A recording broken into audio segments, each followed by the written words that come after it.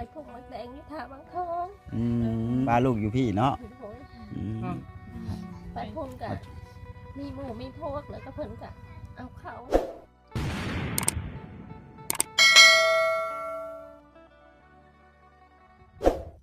กราบทักทายสบายดีและสวัสดีพ่อแม่พี่น้อง FC หมู่เพื่อนบ้านใกล้ชิดมีใกล้เคียงบดสุขุสุคนบดสมองสบอนพี่น้องเอ้ยจะเป็นภายในหรือว่าต่างประเทศก็ยินดีต้อนรับเข้าสู่ทั้งช่องของบ่สุกอีกคือเก่าเด้อว่าซั่นพี่น้องวันนี้ทางบ่สุกก็ได้ถือโอกาสพี่น้องมาเยี่ยมมายามทางบ้านน้องขวัญ FC ก็คงสิฮู้ดีกันอยู่ดอกพี่น้องเอ้ยเนาะช่องใหญ่ก็เข้ามาหลายคู่หลายคนแล้วว่าซั่นพี่น้องเอ้ยทางบ่สุกก็ได้ถือโอกาสมาถ่ายทำให้พ่อแม่พี่น้อง FC ได้เบิ่งได้ชมนํกันสักก่อนว่าซั่นพี่น้องเอ้ยโอเคพี่น้องเอ้ยบ่ชักช้าเสียเวลาพี่น้องตามมาเลยพี่น้องเอ้ยว่าซั่นเนาะจ้าว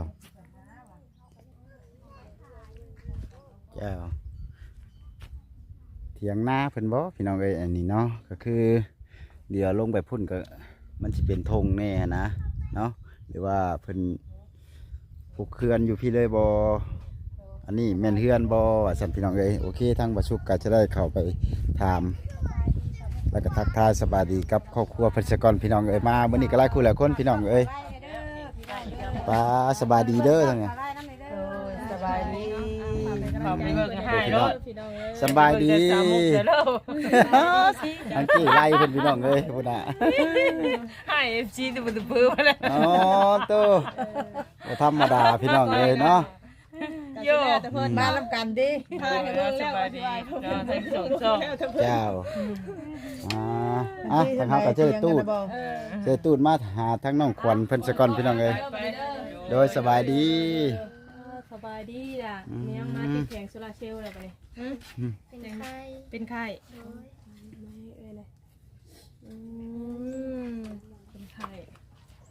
อันนี้บ่น้องขวัญนะโอ้ ตัวจริงเลยแม่นบ่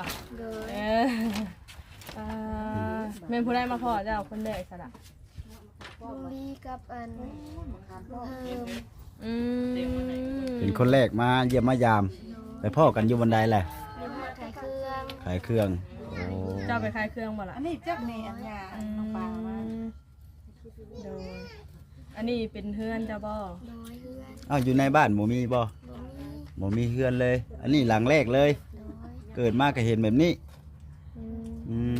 ม นั่นเสาเพื่อนเพื่อนสระ มันนี่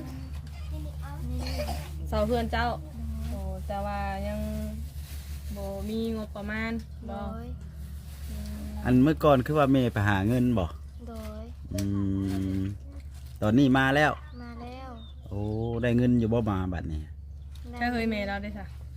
โอ้ โอ้เอาเมย์มานั่งน้ำกันก่อนก็ได้เนาะ โดยตูดมาหาทางเมย์เพิ่น ตูดเนี่ยให้เมย์ละตูดมา โอ้สั่นบ่ โอเคสั่นน้องเอ้ยเมย์ของน้องขวัญพี่น้องเอ้ยสบายดีเด้อเด้อพี่น้องเอ้ย โอ้ เพิ่นมาแต่หาเงินมาได้จักมื้อแล้วนี่ มาเมื่อวาน เมื่อวานนี่ไปหาเงินอยู่ไสล่ะ อยู่ปากเซ่ โอ้ อยู่ปากเซโอ้อยู่ลานนี่เนาะเอ้ยเนาะลูกเต้ามันเลยบ่อน โบหลานได้ลูกเลย โอ้ลูกของสองคนทั้งน้องขอนกับคนนี้ สาม บ่ ไปขาย โอ้ทั้งพวกเอ้ยได้เสร็จเลย เพิ่นมาแล้วเพิ่นแม่บ้านไปหากิน เอาถึงบ่ทันได้มาเนาะ โดย ของน้ำของในมีอยู่บ่อันนี้บ่มี โดย เวลานักเบาไปทางไหนสานี่เนี่ยไปคือมีแต่ละเติดแท้ แม่ขึ้นไปหาเฮือนใหญ่ๆใช่ไหม โอ้แล่นขึ้นไกลเติบได้นี่ เจอกินสมมะขามแน่ โอ้อยู่ยากได้ข่อย เนาะ ตาเตอ โมเมนต์เถียงหน้าบ่เพื่อนเนาะ เฮือน แต่เป็นดินดอนตอนหยาเองบ่ซะเนี่ย แม่เพิ่นปันให้แล้ว ข่าวอ้อมหัวคุณบ่ โบแต่ขานขนมนี่ไป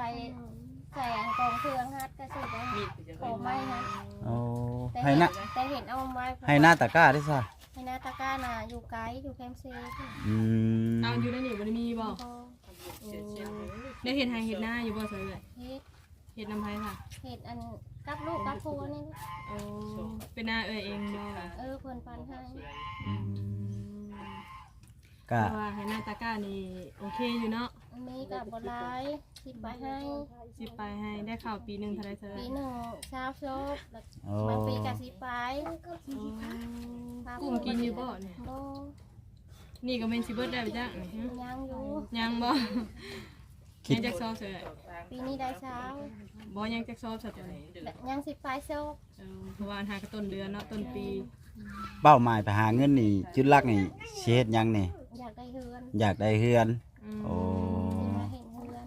อืม เดือน โอ้บ่ได้ธรรมดาปานใดเด้อหาเงินเฮ็ดเฮือนเนาะ แม่ นี่เขาอยากมาเพลนี่เขาบ่อยากคิดเลยเนาะ100 ล้านนี่ได้อยู่บ่หลังคารวมเสารวมหยังเนาะ เนาะ แต่ว่าพื้นรวมสร้างรวมหยังพี่น้ อื อง ม ว่าได้เงินก็อิงตามขนาดเดือนเนาะถ้าเฮ็ดหลังใหญ่ก็ตัวเนี่ยมันก็งบหลายถ้าว่าหลังน้อยมันก็ประหยัดงบลงมาแน่แต่ว่าเสาเฮือนเอ้ยนี่ซื้อไว้แต่โดนบ่เสย 2 ปีขายแล้ว แต่ยังหาเงินบ่ได้เนาะ แม่เลย เป็นรถไทยก็ของเอ้ยเองบ่ แม่นจะหาตั้งแต่ลูกยังน้อยกะอดบางอยากแค้นหั่นแหละ อืม โฮมไว้ น้อย กับพอยังก็ซื้อเอา เก็บหาเก็บสิบไปเนาะ โดย ลูกจักคนก็ลูกเจ้านะ ชาม 3 คน คน โอ้ คนนี้ฮันลูกโกกบ่น้องคอนเพิ่นยิงผู้เดียวบ่ โชว์ 2 คน ผู้ชายผู้เดียวนี่แหละ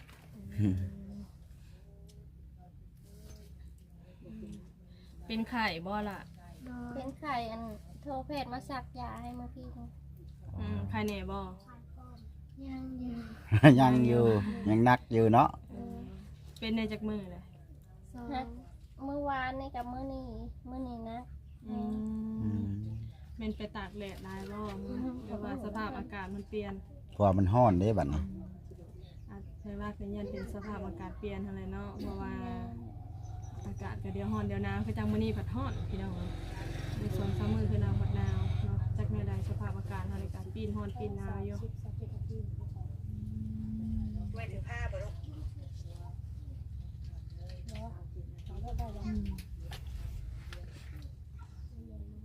ความหมายตอนนี้ก็คือมีแต่คิดเรื่องเพื่อนอย่างเดียวเปิด ไปทำงานอยู่พุ่นเลยเขาจ้างเป็นวันบ่ ย่างเป็นกิโล เป็นกิโลเก็บมากะเพโลละ โลละ 3,000 โลละ 3,000 เจ้าเคยไปอยู่บ่สมุก บ่เคยได้ ย่านว่าอย่ามันนักมันเบาไว้ได้หั้นนะ บางมื้อก็ได้100 โล2 คนบางมื้อก็100ไป 2 คนนั้นได้อยู่100 โดย โอ้ จากมาก็ซื้ออยู่ซื้อกินทุกอย่าง เล กิ ย นของเองทุกอย่าง กินน้ำเฮาบดเนาะ ว่าเฮาไปอยู่ได้เสยอยู่น้ำเพิ่นบ่ ที่พักนะอยู่อำเภอนั้น เอามีแต่ว่าของอยู่ของกินน้ำเฮาเขาน้ำจำปากับน้ำเฮาบ่ มีแต่ไผ่กับน้ำของเพิ่นในที่พัก เออ เครื่องใช้กันแบบเป็นกระตาเก็บกาแฟก็ซื้อเอง เอ้าเพิ่นบ่ได้มีให้ซ้ำโอ้ สบายดี ชิดๆกันนะก็ให้แม่กับลูก เนาะคือมาห่างกันติเอออืม สามเอ้ยกับน้องเนาะ แม่น ลูกกกบ่จักปีเลยน้องควัน 17 โอ้17 ปี โดย คนน้อยคนหุ่นเนาะมันน้องป่า15 ปีไปเบิ่งไงนี่นะเนี่ยนางบ่คือกันทั้งที่นางเลย แม่น นี่คือเฮือนชาลานแป้นเจ้าเนาะ เป็นไม้กับผ้าเนาะ ไม้ เนาะ ผ้าไม้กลม อืม เป็นผ้าเอาผ้า อัน ตะ นี้ กี้ ก็ไปซื้อเอาผักไม้อันนี้ก็ไม้อันนี้ก็ซื้อไม้อันนี้ก็ซื้อพระเจ้ามาเฮ็ด แบบเราก็ซ่อนใช้มันง่ายนะพี่น้องมาจากไม้ไผ่ เจ้าก็มีลูกมีผัวอยู่บ่ นี่ โอ้ โทน่ะมาแล้วแต่แวบ้านเพิ่นแวหากินไปจังมาตามหลัง อืม ถือว่าอยู่กันจะคนนี่นะ แม่มาแล้วก็ซี่ แต่ก่อนน่ะอยู่กับน้อง3 คนบ่ล่ะ 2 คน สอง 2 ค คน น มีแต่เพิ่นนี่กับน้องอ้ออยู่ คนนี้น่ะไปน้ำเจ้า มี น้องผู้หญิงผู้หนึงได้ซะ ไปขาย ขายยัง โอ้ ขายมาคำปองนี่แหละ โอ้ขายมะขามป้อม ไปเก็บมาแต่ใช้เลย เอามาแต่ปากซีเมื่อวานนี้ เออ ลายขนาดนี้บ่ หลายเติบ อืม เลยแบ่งไปขายน้ อืม ำก็สิมากะคืนมือก่อนนะ คนว่ามีคนมันโลดๆเลยๆแถวตารางนี่ โอ้ยังเป็นตาย่านแล้วเนาะ กระโด ลู ด กสาวอยู่ อ่า เพื่อน เลยมา เนาะ อืม เว้นผู้ว่าไว้ล่ะ เนาะโมเมนต์โทรหาผู้บ่าวมาบ่จักกันนี่ บ่มี โอ้ยยันว่าคนนอกเขาเดียวเห็น บัดมีแต่ผู้หญิงใช่เนาะอยู่นำกัน อืม บ่ได้อยู่ แต่ นำ ย่านไหน เนาะ เนาะ คือมีอยู่เนาะ เพิ่นว่ามีคนมานั่นแหละเมื่อคืนที่2เลยให้พ่อเฒ่าลงมานอนน้ เอ ำคืน อ ที่3เมื่อคืนนี้แหละพอดีคอยมา เนาะ ไปพุ่นจักมื้อจ้ะฮอดบ่เดือนหนึง เดือนปลาย เอากระโดนเติมเนาะเพราะว่าแล้วบางทีก็มีทั้งคนดีคนบ่ดีเนาะเขากับอีกอย่างกับผู้หญิงแล้วบ่ได้กันมาไกลทางแน่ แม่น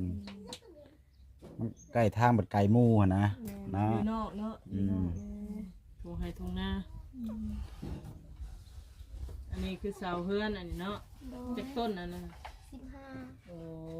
ซื้อไว้จักปีแล้วนะ 2 ปีปลาย อืม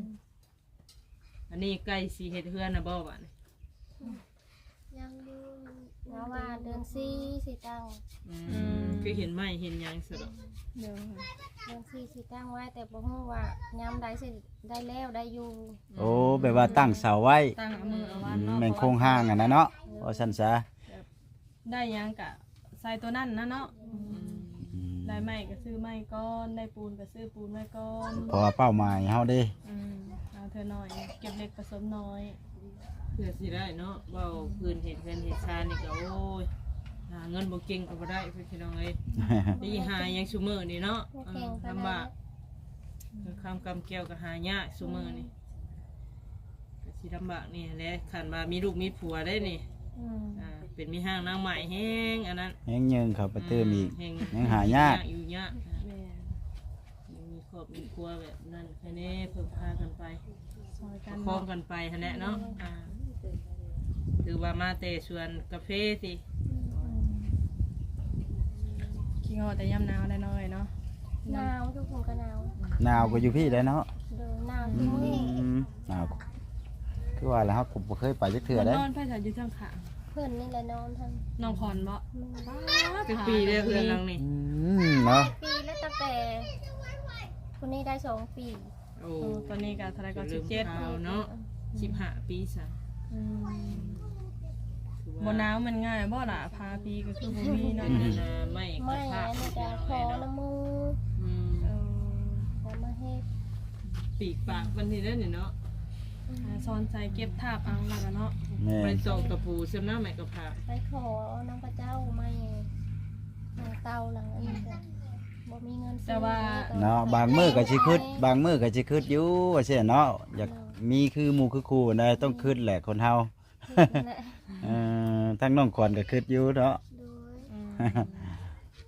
โดย เลยรักที่สุดก็คือเพื่อนเนาะ แม่น แต่รักเลยแต่เรื่องอื่นก็โอเคอยู่หมดเลยพอ เงินก็ พออยู่พอได้อยู่เนาะ ก็พอได้อยู่ ก็แบบว่าเขาว่าเขาวน้ำจำปาก็กินแบบว่า เมื่อแล้วก็หาเงินพอได้แล้วก็ซื้อ ชื่อ ตอนนี้ หา ก็ บ่ทันก็ขอยืมน้ำแม่ ก็จะมานักอีกตัวนี้กันเนาะ ข้าวก็ห้อยสำคัญอยู่ได้ กินทุกมื้อเนาะ วันนี้เห็ดหน้าเนี่ยได้แจ็คซอบแต่ละปี ให้เช้าบางทีก็สิไป บ่กุ้มแล้วเนาะเพราะ ต้มแล้ว แม่น เพราะว่านาก็มันเป็นนาโน้นนาเล็กชาย อืม มองปีนั้นได้ข่าววัน7 โซกปีมันแรงๆ ป้าตัวเจ้าพาลูกไปอยู่ทั้งใดบัดตกแรงมานะ อันปีได้ข่าว7 ศพแล้วก็ปลาลูกไว้อยู่บ้าน โอ้ ค่ะ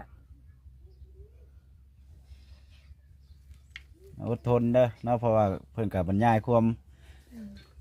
ที่เคยผ่านมานะพี่น้องเอ้ยเนาะ ไปพวกมักแดงอยู่ท่าบางทอง อืมถิ่มกับพาป้าลูกอยู่พี่เนาะ โอ้ย อืม ว่าง่ายๆก็คือบ่ได้เลี้ยงได้เบิ่งประดานะลูกเนาะมีแต่หาทางไปแล้วก็ซอกหาเงิน โอ้ยไปพุ่นกะมีหมู่มีพวกแล้วก็เพิ่นกะเอาข้าวให้ ลูกเขาก็ได้อยู่ในใจเขานี่แหละเนาะแต่ว่ามันความจำเป็นเรื่องความว่านั่นน่ะ มันก็บ่อยากจากหรอกจิตใจของคนเฮาน่ะมันหักจำเป็น ความหน้าความตาเนี่ยเนาะ แม่น ความอบอุ่นคือว่า เป็นย้อนความทุกข์ความยากเนาะ แม่น หาเศร้าหาแรงอะไรพี่น้องเพื่อครอบครัวไป ลูก ตลอดเราก็ได้เนาะ โดย คือบัดนี้นะหาก็ไปเก็บกาแฟได้เดือน แม่น หนึงก็มาอันที่มานี่ย้อนฮู้ข่าวว่าทางนี้คนมาแบบว่าเวียนมาหยังนี่บ่เอ้ย โดย คำบ่ซั่นก็คือที่ยังบ่ทันได้มา ยังบ่ทันได้มาเพราะว่าหัวหน้าเพิ่นก็ให้โต โดย แต่ปัจจัยเฮาปัดเป็นห่วงลูกเนาะยิ่งเพิ่นปีละบัดเพื่อนก็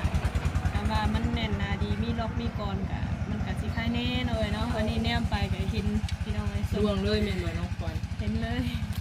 มันนอนเพิ่นก็อยู่แท้ใกล้ๆในตัวข่อยจี้กล้องตัดเข้ามาทับอีกนะแบบว่า เอาไปตรงนี่บ่ว่ามาละเนาะมัน นี่สิเอาเงินให้ทางน้องขวัญเพิ่นเด้อให้ค่ายานํเด้อโดยก็ได้ตื่มกันพี่น้อง เป็ เอ้ น ย ไข่จังมือแล้วนั่นล่ะ สมมื้อนี้แต่มื้อนี้เป็นยักษ์นี่ ไข่วัดบ่ แต่ยังบ่ได้เคยไปหาหืดหาหมอบ่เลย บ่ มีแต่กินยาแล้วก็ซักเอาบ่ โดย แต่อาการก็ยังบ่ทันดีขึ้นปานใดแม่นบ่ล่ะยังคือเก่าเนาะ โดย ไข่วัดไข่ติดเชื้อ อืม อากาศนอนลงคือว่าเนี่ย เลย ไปหาแพทย์หาหมอผู้แล้วมันจังสิฮู้เนาะ มีสุขศาลาอยู่บ้านมีอยู่บ่ บ่มีไปอยู่ละแพงอยู่ละแพง อ๋ออยู่พุ่นเนาะ โดย อยู่ไกล รถรางพาหนะได้มีอยู่บ่มันคือไปหาหืดหาห มี ม แต่ อ รถไฟฟ้าซื้อให้ลูกไปโรงเรียน เออ รถจักร รถจักรก็มีอยู่หักซ้ำนี่เนาะ โดย แม่นพี่น้องเอ้ยรถ ใส่ จักร ได้ เพิ่น อยู่ ก็ได้ บ่ บ่ โอ้คำใช้ได้เขาก็ยอมแล้วนี่สมุกเลย เชื่อ จะโทรหาเนาะ แม่น ให้น้องสาว คิดว่าเจ้ายังเรียนอยู่นะ บ่ได้เรียน อืม เรียนเฮาซะสละ ป .3 โอ้ก็ออกเนาะ โดย แต่ละมื้อหายังไม่เสยขายแบบน้ำอยู่บ้านๆนะ คันอยู่บ้านก็คันช่วงดำนาก็ไปรับจ้างดำนา อืม ยาดำนาแล้วก็ไปขุดกิโล เออ ขาย เกี่ยวข้าวเนาะ โดยช่วงเกี่ยวข้าวก็ไปเกี่ยวข้าวแต่ก็ช่วงแรงแบบนี้ก็ไปหาต้นหมดแดง เออ บ่ได้อยู่ซื่อๆนะเนาะ โดย วิทยาหมดแดงก็ คือว่าแหละดูมันกับเศรษฐกิจบ้านเฮาเนาะ เป็นยามหยังก็หาอันนั่น อืมแต่ยามแดงนี่อย่าหาเงินยาแน่แม่นบ่เพราะว่ามันคือว่าแล้วมันจักสิหาหยังเนาะมีแต่ไข่มดแดงแม่นบ่เนาะได้ตัดอ้อยตัดมันบ่อยู่ตัดเนาะมีคน ไป จ้าง อ บ่ ยู่คันอ้อยก็ไปกันช่วงแดนคนจ้างก็ไป อืม คันว่าว่างแน่คันบ่ยากบ่เคิกบ่คาก็ไป อืม ทั้งน้องขวัญได้สละเฮ็ดหยังแน่เจ้า ไปกับแม่ก็ไปนี่แหละ กันกันบ่กับแม่ ได้มาก็ไปขายแม่นบ่ โดย ช่วงแม่บ่อยู่เนี่ยน้องขวัญอยู่ชาตะกี้น่ะ แม่บ่อยู่อัน ตั้งแต่ช่วงยังน้อย ไป น่ะ อยู่บ้านน้ำแม่เฒ่า โอ้ บ้านน้ำแม่ ไปอยู่ในแม่เฒ่าเนาะ ไปตลอดนะกันเนาะ ไปตลอดช่วงปีได้ข่าว7ศพก็คือว่าอะไรไปอยู่อันทาต้องท้องไปปลูกหมักแตงหมักโมก็บ่ได้ช่วงปีอันโควิดนั่นเอง เอา ไปแล้วก็พอดีอันใกล้หมักโมสีได้ขายพอดีโควิดแล้วก็มา อืม ก็ได้แต่งเงินจ้างมาแล้วก็หมือพวกอะเอาแบบว่าเป็นน้ำอ้อยน้ำหยังไปแต่ที่ข้าเจ้าก็ตักข้าวให้ผู้ละผู้ละผู้ เอา ขอโทษให้มากิน โดย แต่ก็แบบนี้หมูผลกระไห้ อืม ให้ อืม มีให้ที่ แต่ว่ามีมือท่ออยู่บ่แบบไปเด้อลูกอันนี้ก็ นี่คือกัน อืมคิดนักที่สุดคือมีหยังน่ะ คือนักที่สุกก็คืออยากได้เฮือนนี่แหละบ่มีอยู่คือมือ ลูกจนใหญ่ปานนี้ว่าฉันน่ะคิดในใจเนาะอืมเป็นจังใดพี่น้องเอ้ย ยามนี้เนาะพอได้อยู่ได้เศร้าให้มันดีกว่าเก่าว่าซั่นๆเนาะ โดย อืม แบบขังลมขังหยังแน่เนาะยามหนาวนี่เย็นจะว้อยได้ นี่ น้ำร้อนบ่อยู่ดีได้ โ มันอยู่ที่ กับ นั่น ยาม นะ ฝนนี่ก็คือสิหัวบ่หัวบ่ เพราะว่าบ่อนน้องนอน มุงหญ้าบ่คือหลังสีว่าข่อย บ่อนน้องนอนน่ะหัวบ่ บ่ จัก น้องคอนนี่ให้นะ มีทั้งผืนมีทั้ง บัดฝนตกลิ้นนี่อยู่บ่ได้ สีเก่า อืม บอลน้องคอนนี่แบบว่ากระเติบกระต่ำๆเนาะก็ยาก ว่าเช่าเพิ่นน่ะ อาศัยละซื้อนมมาฝากเด้อ ไปเด้อ เรียนเข้ามาครั้งแรกเนาะพอดีมาบ้านนาคำใต้พี่น้องก็เลยมาเยี่ยมมายามถามข่าวเบิ่งเนาะเห็นแต่ในคลิป คือว่ากวางเติบเลยเนาะหมู่บ้านนี่ก็ได้จักร้อยหลังคาเปิดนี่ เจ็ดสิบปลาย โอ้ บ่ได้บ่ได้ เป็นบ้านห้างเด้เนาะ ยายตามหนทางสินะเนาะเอามีแต่ว่าสู่ต่อไปหั่นแหละเนาะสู่ สู ต่อบ ไป ไปเฮ็ดได้ซะเนาะมันต้องมีจักมื้อดีขึ้นคือว่าแหละ หาไปเรื่อย เด้อ หามานี่จักปีได้วางว่าอันอยากคิดเฮือนไว้นะ ๆตั้งแต่ลูกน้อยๆคนนั้น หากันได้ยังเนี่ยเสิร์ ได้เศร้ากับไม้นี่แหละ ไม้นี่ก็ซื้อเพิ่นบ่ ชื่อ ตอนนี้ได้เสากับไม้เนาะไม้พอแล้วบ่ไม้ บ่ฮู้คือกัน คือสิยังบ่ บ่ ทัน ข พอ นาด ดอก ขนาดซ้ำบ่ชุบเข้ามาน่ะโอ้หาสิได้ครึ่งหนึง ถ้าเฮ็ดหลังใหญ่ก็บ่อยากพอได้เนาะ ขนาดเสาซ้ำนี้ได้บางทียังบ่ได้ครึ่งซ้ำสำนั้นนะเนาะ วันนี้ไม้ต่อขอบตากระแพงเนาะอยู่บ้าน แม่น ได้ไม้แล้วพันยังแห่ยังทรายยังปูนค่าสร้างอีกบัด แม่นโอ้ยังหลาย กันนะค่าสร้าง สมควร เห็นหมู่ว่าเพิ่นเว้ากับเพลงกว่าฮอดชื่อเครื่อง หาตั้งเสาก็ยังไล่ต้นละพันพุ่น อยู่นี่ได้ซะต้นเท่าไหร่ บ่ฮู้คือกันยังบ่ได้ถามเขาเจ้า คือสิซ้ำๆกันนั่น เว้าง่ายๆหายังบ่มีงบมีหยังก็เลยบ่กล้าถามเพิ่นเนาะ มีแต่ทางเฮาเป็นกำลังใจนั่นแหละพี่น้องเอ้ย ตั้งอันนี้ก็สมมุติ15ต้นก็15,000แล้วเนาะ แม่นก็เอละล่าได้อฮะ ยังบ่ได้ขึ้นฮอดหลังคาซ้ำ จะว่าสู่ต่อไปเด้อเนาะสู่ต่อไปเฮ็ดจังไดเนาะ แม่นน้อง เดิต่อไป ก็น้องขวัญเป็นบ่ปากเพิ่นแหละ นะ เฮ็ดจังได ได้ฟังแต่แม่เว้าอ่ะ แม่นมีแต่ตั้งมุกตั้งใจอะไรทั้งน้องขวัญเฮาก็ได้เนาะเพราะว่าแม่ก็โอ้บืนทุกข์บ่ธรรมดาพี่น้อง ตะวันใหญ่มากก็ตั้งใจไปทำงานอยู่เมืองไทยเนาะก็ได้สู้แห่งครอบครัวแน่หน่อยนึงเนาะแต่ว่าเฮาหาอยู่บ้านเฮาก็ถามว่าได้บ่ได้แต่ว่ามันก็คือว่าพอจะได้กิน ดอกอ้อผูไปขายนะจนให้แม่คนขายสิกิน อื อื ม ม แต่ไหนเนาะไปดูตนอยู่ที่นั่นเลยสู่ต่อไปแหละชีวิตคนเฮาเนาะต้องมีสักมื้อเดี๋ยวบ่ได้รุ่นเฮาก็ลูกสู้ก็มี วันนี้ไปสู่แล้วบ่หางมดแดงมัน ไปสู่แล้วบ่ติ สู่ไปนั่นน่ะบ่คือเห็นนั่นเห็นไม่เสร็จ ได้ไป อืม เอาซะถือว่ามื้อนี้ก็มาเยี่ยมมาหาเนาะครั้งแรก มีแต่ว่ามื้อหน้าสิเข้ามาเยี่ยมมาหาใหม่เด้อมีแต่ว่ามื้อนี้ก็ค่อยคำแรงๆแล้วก็สิได้กลับป่าก่อน ทางเฮา พบๆกันใหม่เนาะเพราะว่า ว่าครั้งแรกเนาะที่ เดิ เฮาน มา ทางมานี่ก็ไกลพอสมควรอยู่เนาะเซโนบ้านโคกเนาะบ้านเขาอ้ายเพิ่นแหละไปสบายดีเด้อ โดยเอาสบายดีจ้าโอเค พี่น้องเอ้ยทางบ่สุขก็ได้ถ่ายทำทางน้องขวัญเป็นที่เฮียมห้อยว่าซั่นพี่น้องเอ้ยอันนี้ก็คือบ่อนนอนของน้องขวัญว่าซั่นพี่น้องเอ้ยฟ้าหน้าฝนเพิ่นว่าโอ้ถ้าว่าฝนตกลิ้นหัวลงเบัดคืนว่าซั่นโตเป็นสภาพกะเป็นตาสงสารทั้งน้องเพิ่นอยู่ดอกพี่น้องเอ้ย เนาะทั้งแม่เพิ่นกะโอ้ผ่านทุกข์ผ่านยากพี่น้องเอ้ยเป็นป้าลูกป้าเต้าไปหาเงินหาคำคิดว่าสิเป้าหมายก็คือว่าอยากเฮ็ดเฮือนเฮ็ดซ่านนั่นแหละพี่น้องเอ้ยแต่ว่า มันกับบ่พอสิได้ แต่ว่าได้มาอยู่ แต่ว่าก็ยังบ่100%นะพี่น้องเอ้ยเนาะทางเฮาก็ขอฝาก FC พ่อแม่พี่น้อง FC บ่สุขุสุคนบ่สมองสุบอนว่าซั่นพี่น้องเอ้ยแต่ว่าได้เห็นทั้งคลิปของทางบ่สุขพี่น้องเอ้ยเนาะจะช่วยเหลือกันเข้ามาก็ด้วยความยินดีเด้อพี่น้องเอ้ยเนาะทางบ่สุขจะเป็นสะพานบุญให้พ่อแม่พี่น้องบ่สุขุสุคนบ่สมองสุบอนว่าซั่นพี่น้องเอ้ย ก่อนอื่นอย่าลืมฝากกดไลค์กดแชร์กดติดตามทั้งช่องของบอสุกเนี่ยเด้อว่าฉันพี่น้องเอ้ยเนาะสำหรับคลิปนี้บอสุกไปก่อนเด้อพี่น้องเอ้ยบ๊ายบายสบายดี